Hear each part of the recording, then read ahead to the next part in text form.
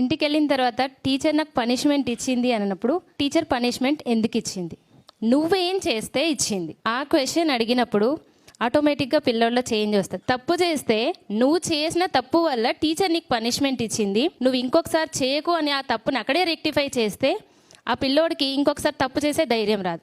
అది కరెక్ట్గా parents follow అయితే ఏ పిల్లోడు ఇంటికెళ్ళి కంప్లైంట్ చేయడు, ఏ టీచర్కి పనిష్మెంట్ ఇవ్వాల్సిన అవసరం రాదు. ఈరోజు చెప్పగానే వెళ్ళి అవునా నేను టీచర్ తిట్టారా పనిష్మెంట్ ఇచ్చారా నేను వెళ్ళి అడుగుతాను. దానివల్ల పిల్లల్లో తప్పు చేసే కాన్ఫిడెన్స్ పెరుగుతుంది. నా ముందే టీచర్కి ఎందుకు ఇచ్చారు ఇలా ఏం చేశారని అడుగుతారు. నెక్స్ట్ డే వాడు కాన్ఫిడెంట్ గా మిస్టేక్ చేస్తున్నాడు. అప్పుడు మళ్ళీ మీరు ఒకవేళ కారిడార్ లో నడుస్తుంటే వీడు పక్కన ఫ్రెండ్స్ కి వెళ్ళి రే ఈ టీచర్ మా నాన్న అడిగేసింది, ఈ టీచర్ మా నాన్న అడిగేసింది. పేరెంట్స్ కి మినిమం రెస్పెక్ట్ అనేది తెలియట్లేదు. ఒక టీచర్ కి ఎలాంటి రెస్పెక్ట్ ఇవ్వాలి వాళ్ళకే తెలియకపోతే వాళ్ళు పిల్లలకి ఏం నేర్పిస్తున్నారు? మేము అన్ని మినిమం వాల్యూస్ అన్ని మేము నేర్పిస్తున్నాం, మోరల్ వాల్యూస్ నేర్పిస్తున్నాం.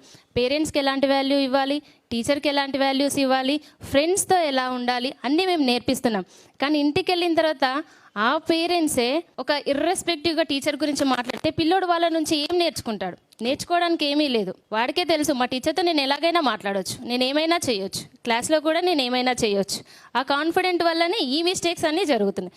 ఈ మిస్టేక్స్ని రెక్టిఫై చేయాలంటే ఖచ్చితంగా ఫస్ట్ పేరెంట్స్లో మార్పు రావాలి.